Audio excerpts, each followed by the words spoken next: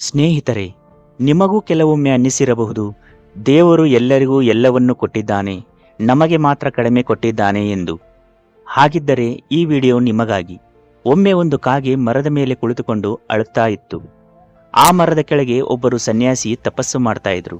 ಆ ಕಾಗೆಯ ಒಂದು ಕಣ್ಣೀರಿನ ಹನಿ ಸನ್ಯಾಸಿಯ ಮೇಲೆ ಬೀಳುತ್ತೆ. ಆಗ ಸನ್ಯಾಸಿಯು ಕೇಳ್ತಾರೆ, ಮಿತ್ರ, ಏಕೆ ಅಳುತ್ತಿದ್ದೀಯಾ, ಏನು ನಿನ್ನ ದುಃಖ ಎಂದು. ಆಗ ಕಾಗೆ ಹೇಳುತ್ತೆ, ಮಹಾತ್ಮರೇ, ನಾನು ಜೀವನದಲ್ಲಿ ತುಂಬಾ ದುಃಖದಲ್ಲಿದ್ದೇನೆ.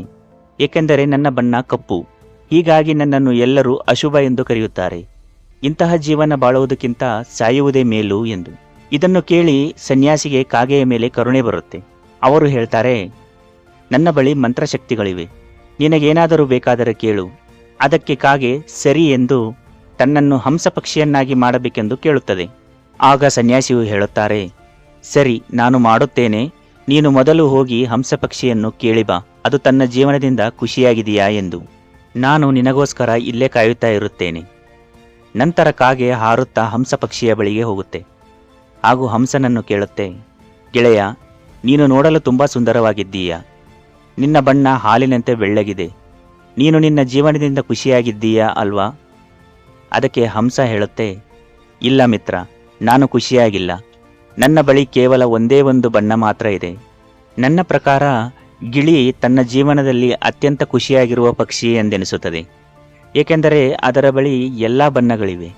ಒಮ್ಮೊಮ್ಮೆ ಅನಿಸುತ್ತೆ, ನಾನು ಗಿಳಿಯಾಗಿದ್ದರೆ ಚೆನ್ನಾಗಿತ್ತು ಎಂದು. ಇದನ್ನು ಕೇಳಿ ಕಾಗೆ ಗಿಳಿಯ ಬಳಿ ಹೋಗುತ್ತೆ.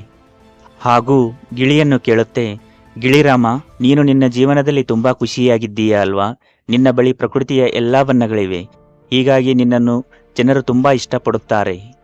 ಆಗ ಗಿಳಿಯು ಹೇಳುತ್ತೆ, ಇಲ್ಲ ಮಿತ್ರ, ನಾನು ಕೂಡ ಖುಷಿಯಾಗಿಲ್ಲ. ನನಗಿಂತ ಹೆಚ್ಚು ಬಣ್ಣ ಹೊಂದಿರುವ ಪಕ್ಷಿ ಎಂದರೆ ನವಿಲು. ಅದು ತನ್ನ ಜೀವನದಿಂದ ಖುಷಿಯಾಗಿರುತ್ತೆ. ನನಗೂ ಒಮ್ಮೊಮ್ಮೆ ಅನಿಸುತ್ತೆ, ನಾನು ಕೂಡ ನವಿಲಾಗಿದ್ದರೆ ಚೆನ್ನಾಗಿತ್ತು ಎಂದು. ಇದನ್ನು ಕೇಳಿ ಕಾಗೆಯು ನವಿಲಿನ ಬಳಿ ಹೋಗುತ್ತೆ.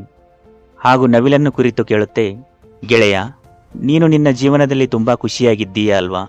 ಆಗ ನವಿಲು ಹೇಳುತ್ತೆ, ಇಲ್ಲ ಮಿತ್ರ, ನಾನು ಖುಷಿಯಾಗಿಲ್ಲ. ನನ್ನ ಸುಂದರವಾದ ಗರಿಗಳೇ ನನಗೆ ಶಾಪವಾಗಿದೆ.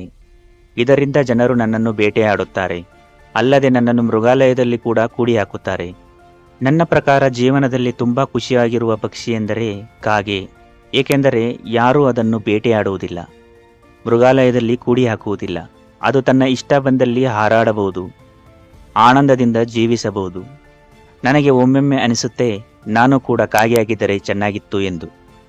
ಇದನ್ನು ಕೇಳಿ ಕಾಗೆಯು ಸನ್ಯಾಸಿಯ ಬಳಿ ಬರುತ್ತೆ. ಹಾಗೂ ಹೇಳುತ್ತೆ, ಮಹಾತ್ಮರೇ, ನನಗೆ ನನ್ನ ತಪ್ಪಿನ ಅರಿವಾಗಿದೆ. ನಾನು ಯಾವ ಪಕ್ಷಿಯಾಗಲು ಇಷ್ಟಪಡುವುದಿಲ್ಲ.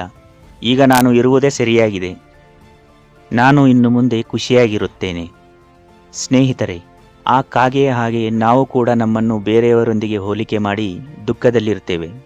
ನಾವು ನಮ್ಮಲ್ಲಿ ಇಲ್ಲದಿರುವುದನ್ನು ಮಾತ್ರ ನೋಡುತ್ತೇವೆ. ನಮ್ಮ ಬಳಿ ಇರುವುದು ಬೇರೆಯವರ ಬಳಿ ಇಲ್ಲ ಎಂಬುದನ್ನು ಮರೆತು ಬಿಡುತ್ತೇವೆ. ಕತೆ ಇಷ್ಟ ಆದರೆ ಲೈಕ್ ಮತ್ತು ಸಬ್ಸ್ಕ್ರೈಬ್ ಮಾಡೋದನ್ನು ಮರಿಬೇಡಿ. ಮುಂದಿನ ವಿಡಿಯೋದಲ್ಲಿ ಮತ್ತೆ ಭೇಟಿಯಾಗೋಣ. ಧನ್ಯವಾದಗಳು.